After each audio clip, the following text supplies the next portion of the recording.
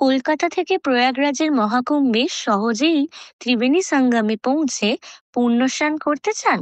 তাহলে এই ভিডিওটি শুধুই আপনাদের জন্য। চলুন আগে জেনে নিই কলকাতা থেকে কোন কোন স্টেশন থেকে কি কি ট্রেন আছে মহাকুম্ভে পৌঁছানোর জন্য। তবে আগে থেকেই বলে রাখি, প্রয়াগরাজে কিন্তু একই নামে অনেক স্টেশন আছে। যেমন ধরুন প্রয়াগরাজ জংশন, প্রয়াগরাজ রামবাগ, প্রয়াগরাজ চেউকি, প্রয়াগরাজ সঙ্গম ইত্যাদি। কিন্তু সঠিক কোন স্টেশন? উত্তর হলো সবকটাই।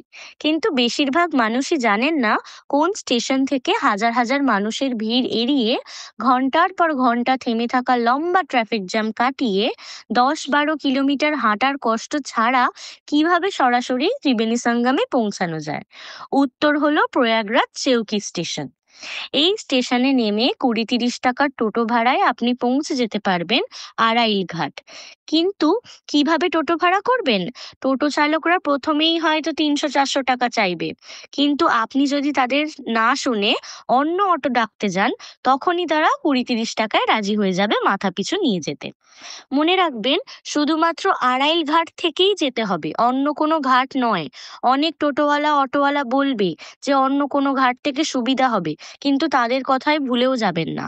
আড়াইল ঘাটে পৌঁছানোর পর আপনি এক বিশাল সুন্দর দৃশ্য দেখতে পাবেন, সেটা হলো ত্রিবেণী সঙ্গম।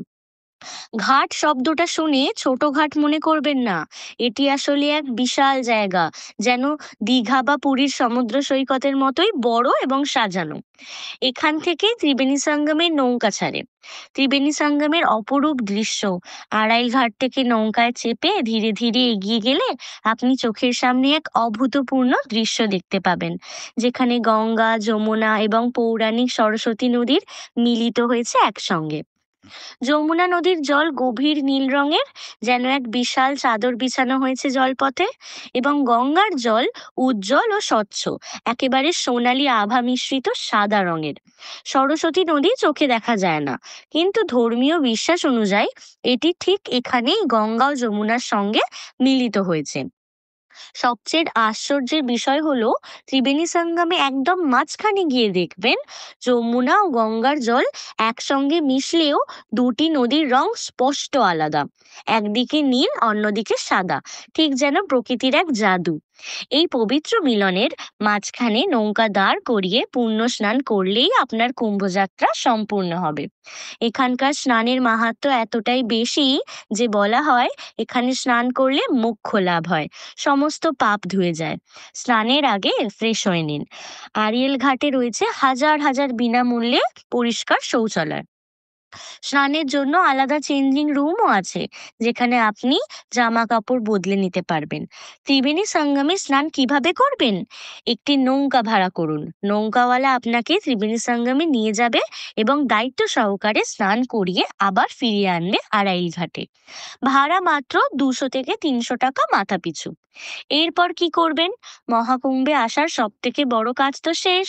এবার চাইলে মেলা ঘুরে দেখতে পারেন, অথবা ঠিক এইভাবেই টোটো ধরে প্রয়াগরাজ চৌকি স্টেশনে ফিরে কলকাতা ট্রেনে উঠে পড়তে পারেন। বা প্রয়াগরাজে কিছু মন্দিরও আছে অনেক, সেগুলো ভিজিটও করতে পারেন। এবার জেনে নিন কলকাতা থেকে কোন কোন স্টেশন থেকে কি কি ট্রেন আছে মহাকুম্ভে পৌঁছানোর জন্য। স্ক্রিনে দেওয়া ট্রেনের নামগুলো লক্ষ্য করুন, এইগুলোই আপনার যাত্রাস্থলে আপনাকে পৌঁছে দেবে। ভিডিওটি দেখার জন্য ধন্যবাদ।